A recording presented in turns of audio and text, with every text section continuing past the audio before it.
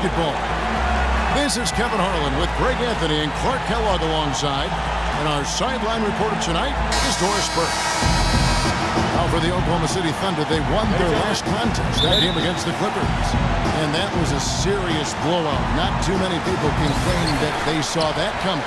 You know, they played well enough to win, but to be honest with you, I just felt like their opponent's defensive performance was shaky at best. Yeah, I'd go along with that, Greg. I mean, the game wasn't handed to them, but they definitely didn't have to work as hard for it as they should have. All fueled up and ready to go. Let's check out who's on the floor, courtesy of Gatorade. So the Thunder 5 right now. Russell Westbrook out there with Roberson. Then it's Paul George. Then there's Patrick Patterson. And it's Adams in at the 5 spot. On defense, Houston outplayed in the previous game on their schedule, losing to Chicago. And you don't have to go too deep into the box score to figure out why they lost that one. They just had an inability on that day to make shots.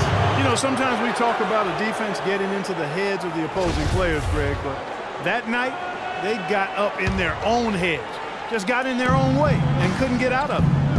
Now, here's Westbrook. He's coming off a 22-point game against the Clippers. And he also controlled the backboard as well. I mean, he really did a terrific job.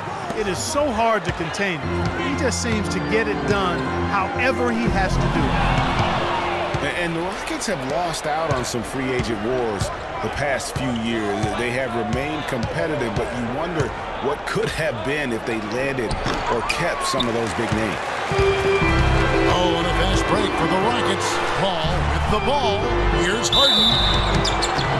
And foul called as he misses. He'll go to the line and shoot 2. They get Russell Westbrook. Yeah, the defender all over. Greg, he got him good there. I mean, that's why the shot was so far off. Guys, James Harden, quite possibly the most devastating rim attacker in the league today, just refuses to slow down. Wayne Clark, he's going right at the basket. Yeah, he's got it all, Kevin. I mean, he's so thick and strong and has deceptive moves and explosiveness. When he gets inside, he's scoring or you're fouling. And when you're defending Harden, it really is a pick-your-poison situation. I mean, we talked about his driving, but you can't gap him because he's also a very good shooter and passer. So that double team that you want to provide as well, he's real good at finding that open man.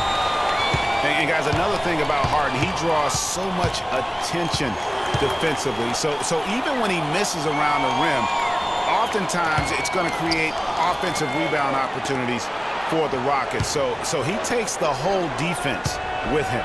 And finished off by Westbrook. That's not as easy as he made it look, guys.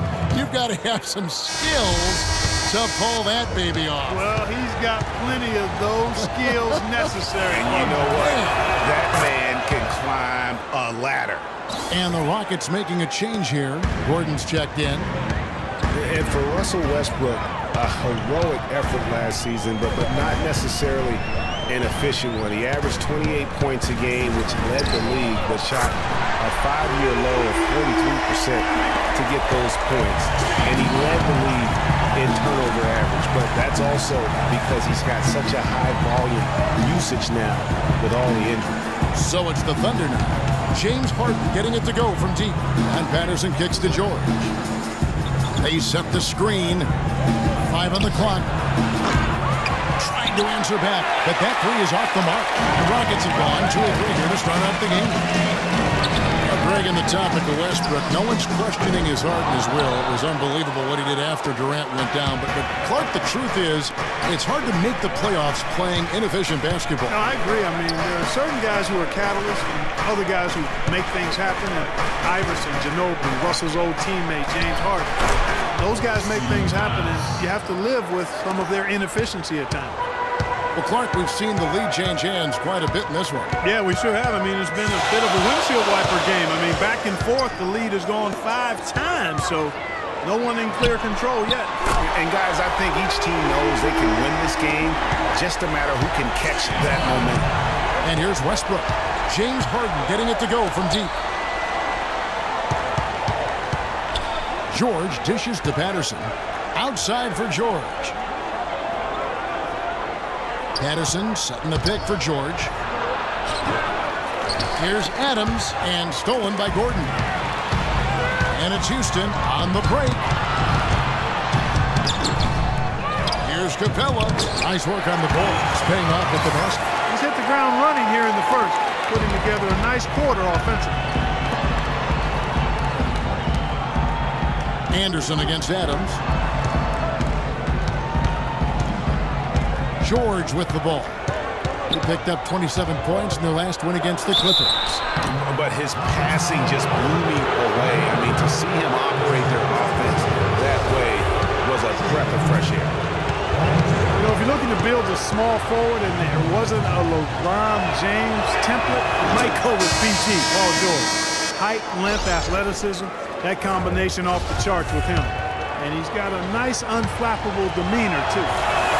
And the Thunder making a change here. Cantor checked in for Adams. McDermott comes in for Patrick Patterson. Raymond Felton, he's checked in for Andre Robertson. And it's Norris Cole in for Russell Westbrook.